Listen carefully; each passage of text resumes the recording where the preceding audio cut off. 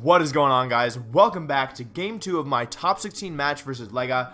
If you missed Game 1, I really do recommend watching it. I did the same kind of thing where I provided some input and some of my thought process on what was going on in the actual match, and I think it provides a lot of insight, and more importantly, I think that it shows a lot of like why moves in this game make sense. So without the context, I do think that this game is going to make a little bit less sense to watch. So really, if you missed Game 1, please go watch it. It's on my channel. I'll link it in the description below.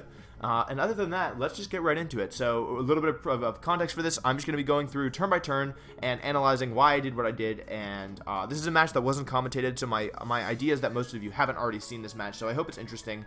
And as you can see on the screen, it's a Ray Ogre mirror match, and it's not a mirror match. Like it's not like me versus Marcus was with the same Pokemon, but it's the same archetype. So this match was really interesting.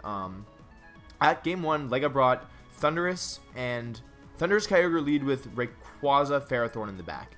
And as you saw, Thundurus couldn't really do much except for Swagger, and of course Swagger's super threatening, but going into this match, I did expect him to bring some combination of Kyogre. I knew Kyogre and Ferrothorn would come for sure.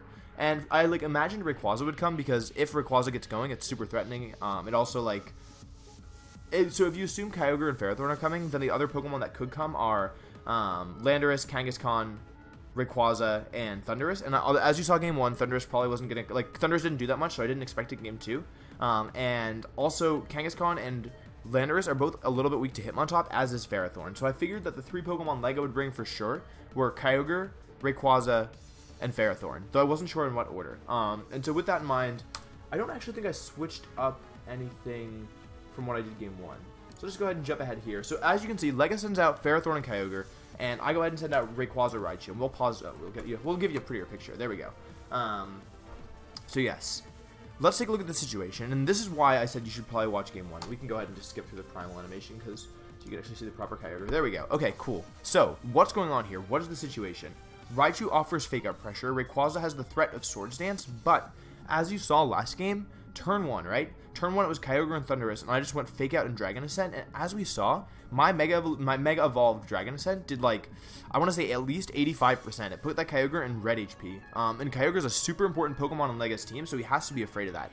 But on the other hand, what you also have to consider is the fact that, if you're too afraid of the Dragon Ascent, and I go for a Swords Dance, it could be very bad.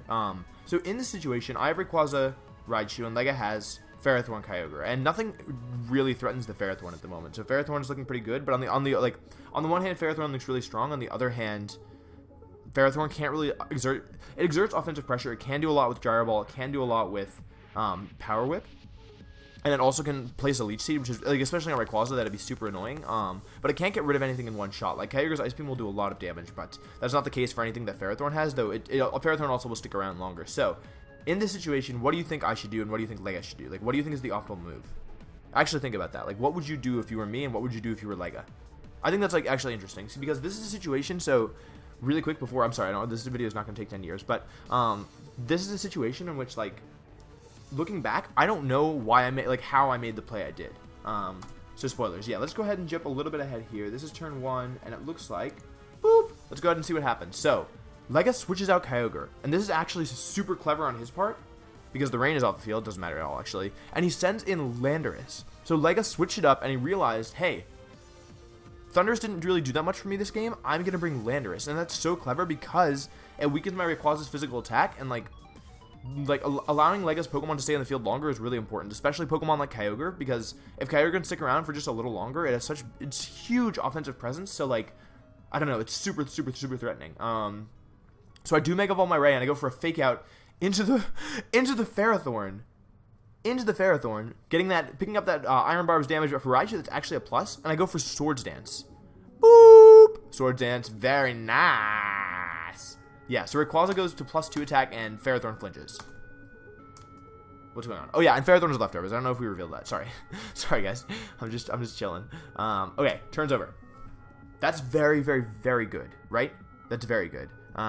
But I'm really here to tell you what my thought process was going into the match. So I'm not here to tell you why that's so I'm here to tell you why that's so good, but also why specifically, right? So basically in this matchup, my goal was to exert offensive pressure. I wanted to actually threaten things, which is why Game 1 I went for that Dragon Ascent into that Kyogre, because I knew that basically that Lega has some of his Pokemon were passive, not all of them, but the Ferrothorn and I would argue the Thundurus as well because of my Raichu were more passive Pokemon, and so I knew that like basically I needed to take KOs in order to have a chance at this game because like Lega's Pokemon were so passive and so defensive that like if we played the slow game, it was not going to go well for me because he could recover more.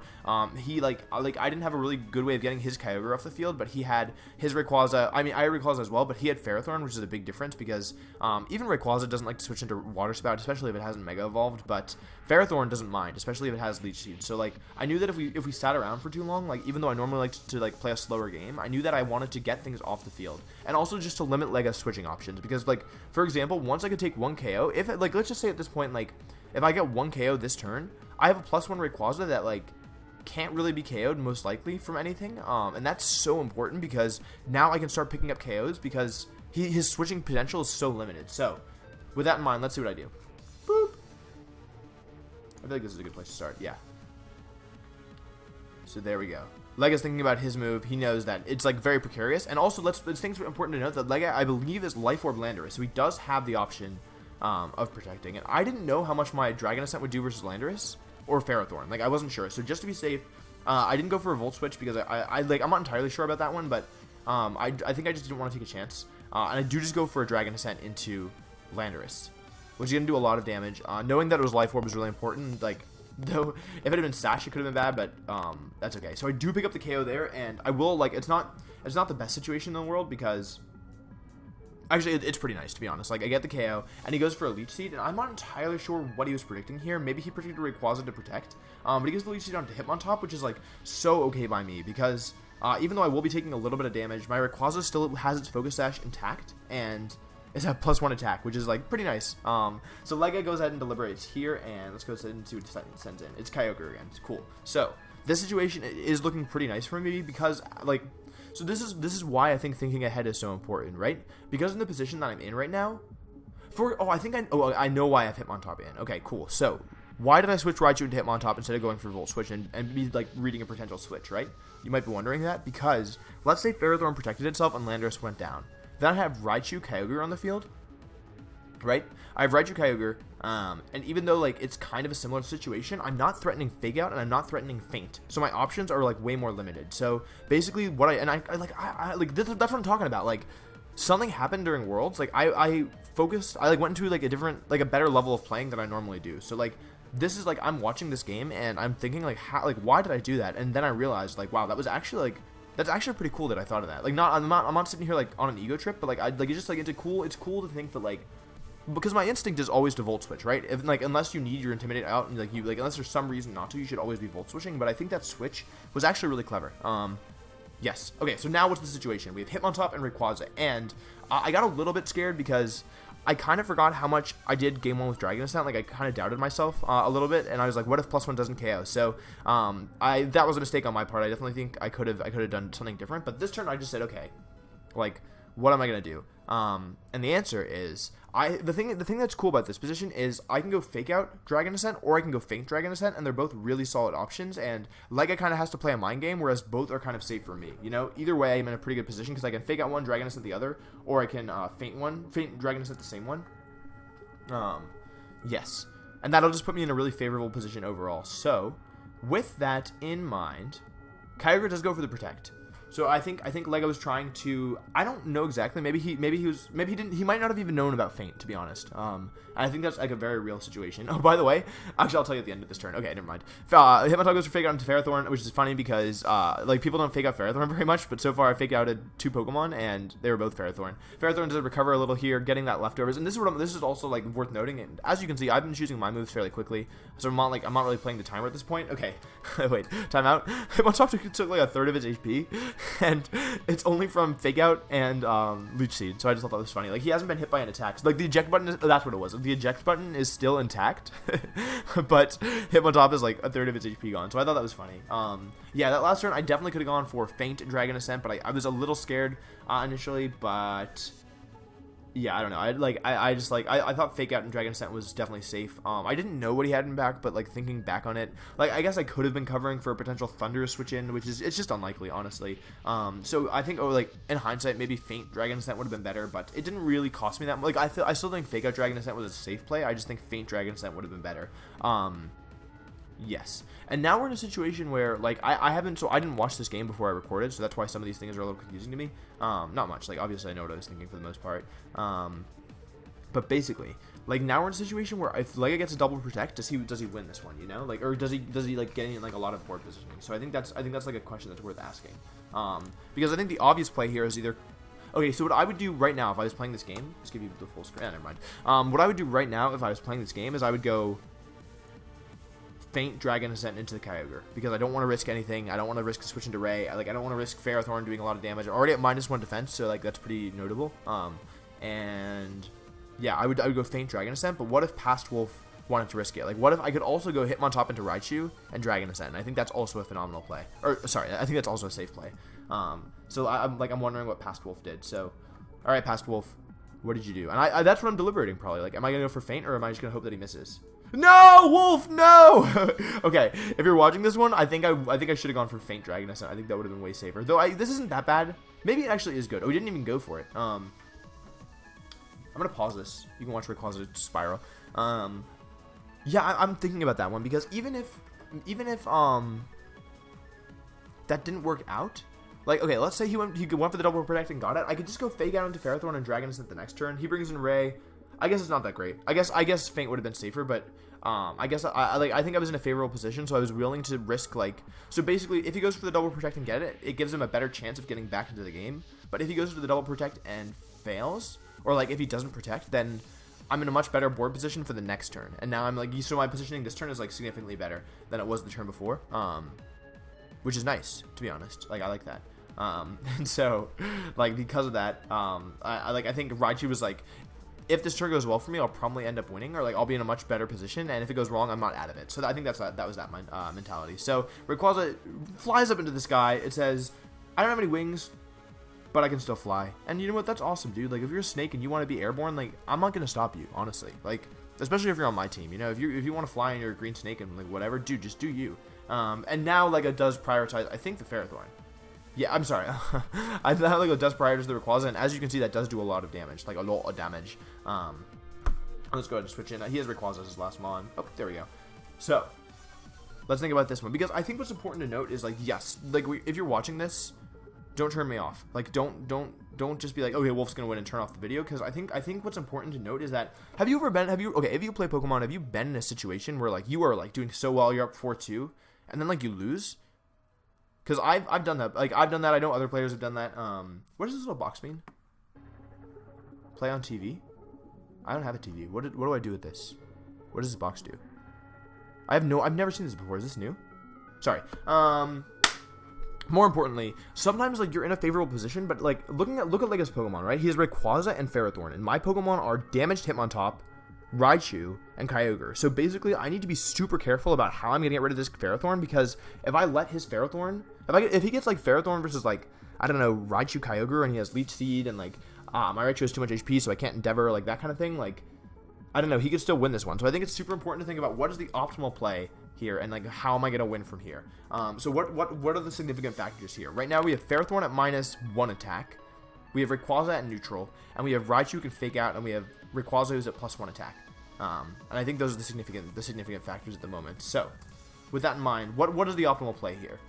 Because you have that Fake Out pressure, but you also have the Fake Out pressure on the back. So do you Fake Out? Do you go for a read? Do you go Fake Out Dragon Ascent? You're in extreme speed range, which is like the other threatening thing. Like, do you Fake Out one? Do you Dragon Ascent the other? Do you Nuzzle Protect? Do you switch to him on top? Like, there are a lot of options here. And I'm curious, like, so what I would do right now if I was playing is I would switch Raichu to Hitmontop and Protect. Get that Intimidate off.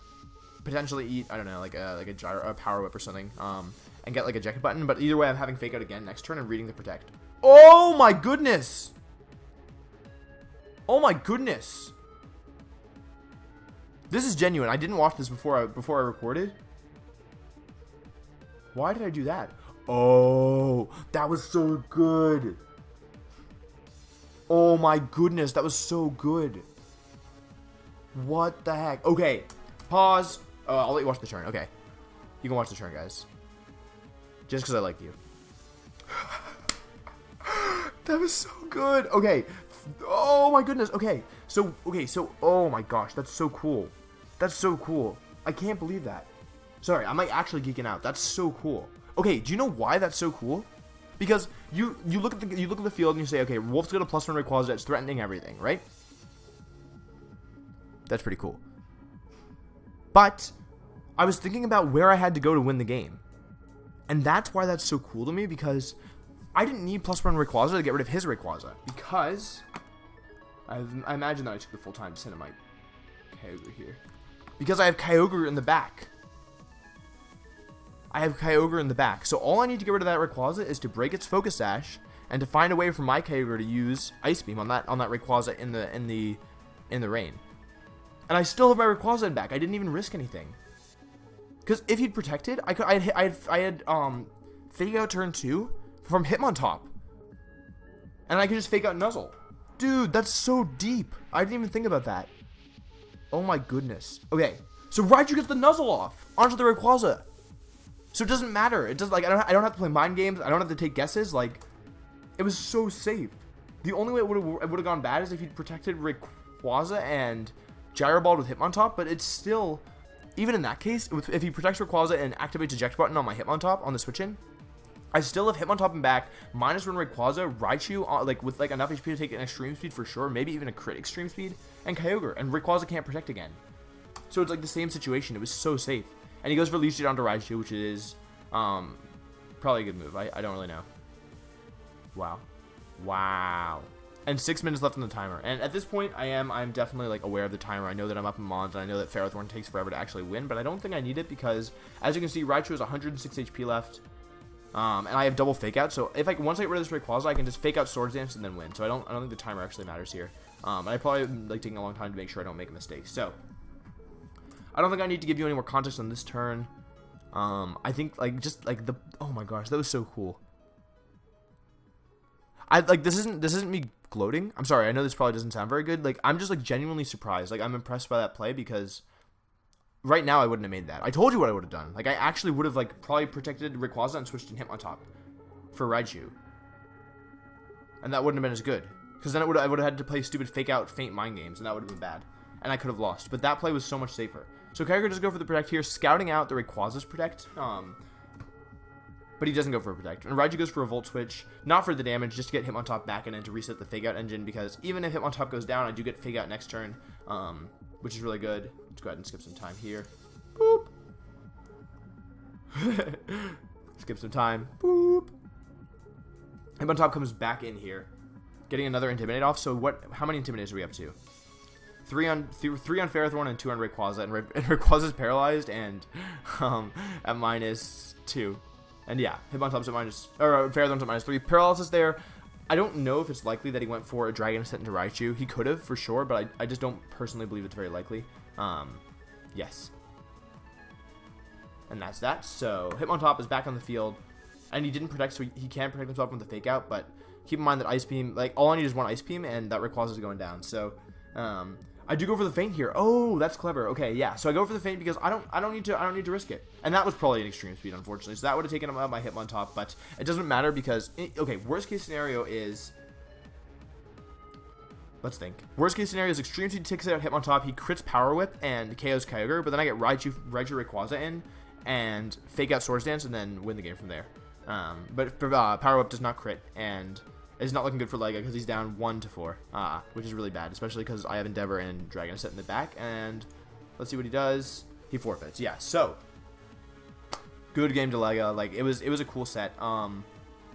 It was also like it pushed me a lot to think like outside the box, because I think what's common in Pokemon is like we invest time and resources into setting up our Pokemon, right? When you think about sweepers, like, you very rarely think about switching out your Xerneas, you know? Like throughout the season, I didn't see very many Xerneas that were boosted switch out, because they were like, I've used my Power Herb. Xerneas is a little different because you have to use the item, and so switching it out kind of, like, it means that you probably aren't going to get that set up again. But for the most part, Pokemon that are boosted don't tend to switch out, and people just kind of think, people don't consider, in general, my observation, just is like, from my years of playing, is that people are less likely to consider the possibility of a boosted Pokemon switching out, because they're like, oh, it's boosted, why would he give that up? And I think what's so cool to me about that is that that was a situation in which my optimal play was genuinely switching out my boosted Pokemon, and it put me in a really solid situation. And so I just thought that, I'm sorry, like I didn't mean to geek out, but I just thought it was super cool because, yeah, it's like, that's like, this team encouraged me to think outside the box, and Lega's matchup encouraged me to think outside the box because,